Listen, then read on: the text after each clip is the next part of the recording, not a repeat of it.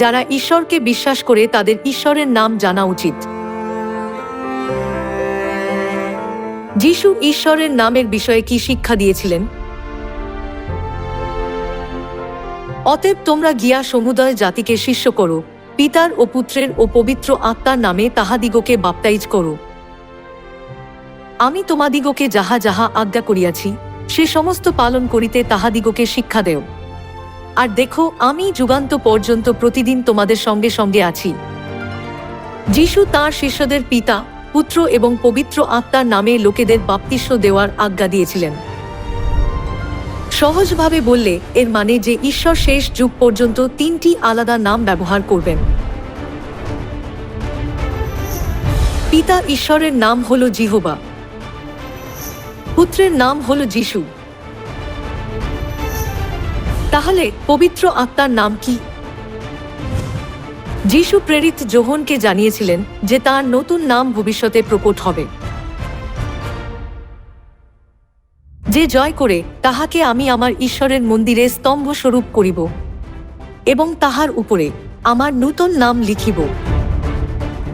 আমার নূতন নাম হল যিশুর নতুন নাম, যা হল আবার পবিত্র আত্মার নাম। যিশু সাক্ষ্য দিয়েছিলেন যে একটা সময় আসবে যখন তার নতুন নাম অর্থাৎ পবিত্র আত্মার নাম দেওয়া হবে।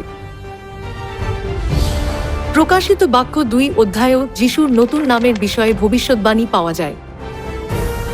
যে জয় করে তাহাকে আমি গুপ্ত মান্না দিব এবং একখানি শ্বেত প্রস্তর তাহাকে দিব, সেই প্রস্তরের উপরে নূতন এক নাম লেখা আছে, আর কেহই সেই নাম জানে না, কেবল যে তাহা গ্রহণ করে সেই জানে। যারা জয়ী হয় অর্থাৎ বিশ্বাসীরা যারা উদ্ধার পাবে, তাদের যিশু একটা শ্বেত প্রস্তর দেন যার উপর নতুন নাম লেখা আছে। এখানে প্রস্তর কাকে সম্বোধিত করে? তোমরা তাহারই নিকটে, জীবন্ত প্রস্তরের নিকটে আসিয়া। পাথর যিশুকে সম্বোধিত করে, যিনি শরীর ধারণ করে এসেছিলেন। অতএব পাথরের উপর নতুন নাম হল যিশুর নতুন নাম।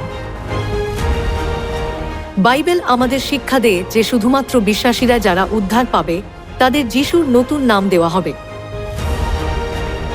অতএব যিশুর শিক্ষার আজ্ঞাকারী হয়ে আমাদের অবশ্যই পবিত্র আত্মার নামে, মানে যিশুর নতুন নামে বিশ্বাস করা উচিত।